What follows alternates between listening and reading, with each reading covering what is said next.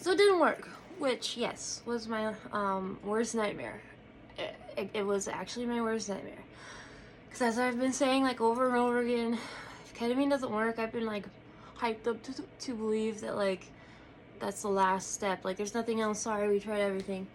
You've been on every medication, you've done therapy, you've been scrambled in the brain by certain medications, had horrendous symptoms and side effects, and, you know, that are worse than whatever the pill is trying to fix, etc.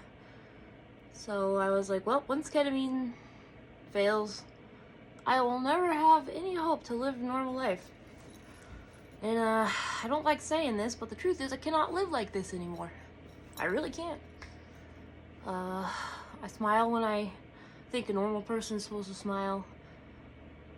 And I do the things that I think normal people are supposed to do. But man, there is nothing in here but suffering. And it's not fair for everyone around me.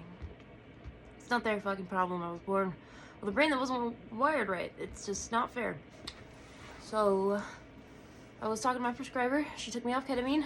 No more. It's done. Which I'm glad. It was really, really taking a toll. If I had kept going, it probably would have become like a really negative thing.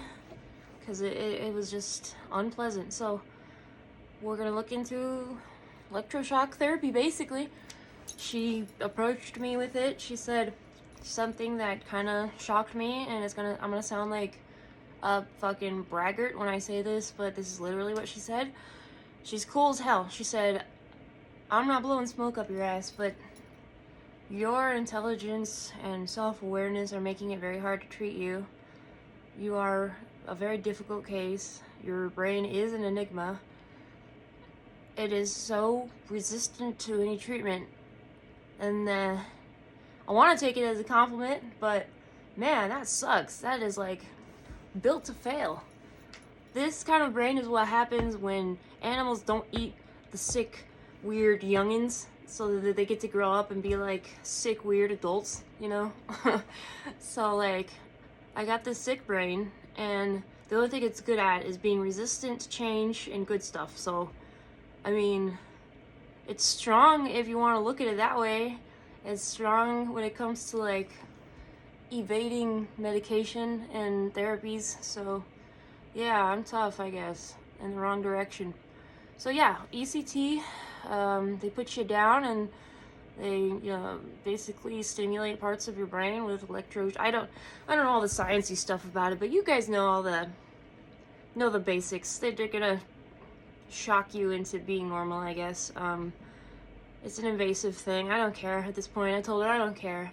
I said, lobotomize me if you have to. Put the ice pick right here. Swirl it around. You don't even have to put me down. I am so down for whatever barbaric, old school torture you need to put me through to get me right. So we're gonna work on that. So it's the end of ketamine, and it's the start of whatever the fuck next we gotta do to make me a normal fucking human being. I'm tired of letting you guys down. I'm tired of letting everybody down. I'm tired of letting Max down. I'm tired. Max is my son, and he deserves more of my time, my undivided attention. But I seem so wrapped up in myself. The truth is, I'm not wrapped up in myself. I'm just trying to survive day to day. Survive day to day just to wake up, do it again. My brain's in survival mode.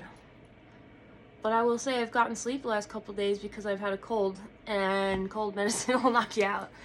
Don't do that. Don't try that at home, kiddies, though, because if you go to sleep using medications that are not meant to put you to sleep, you're not gonna get restful sleep.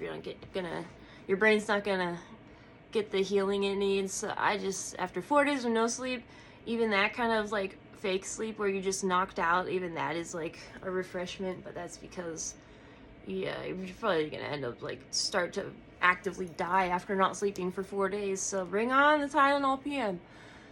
So yeah, I did start a new medication, and it's probably gonna cause some physical side effects, which I won't go into that. So I got a medication to go along with that.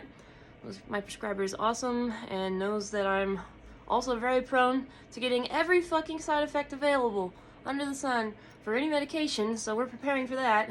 Live and learn, I guess. And I've begrudgingly decided to go back to therapy, which I hate. I've had bad experiences with therapy. Other people do well with therapy, and I'm really happy for you. And lastly, please don't decide to not look into ketamine because of my experience with it.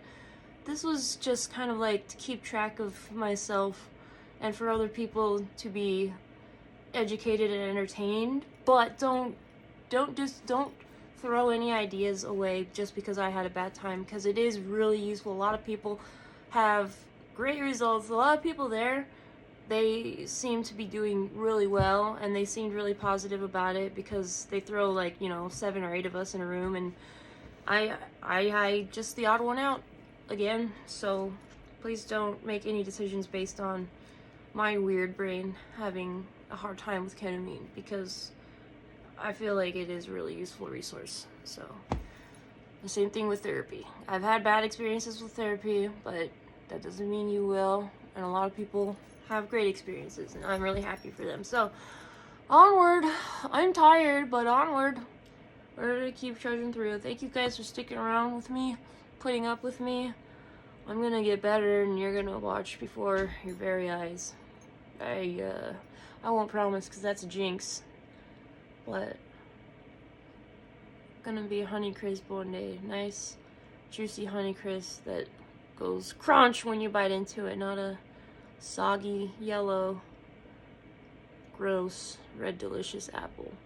First time I did ketamine, I was a little buzzed still, and I said I felt kind of like a Honey Crisp apple, because you know when you bite into it, it's like that crunchy Sprite taste feeling, that static, you know.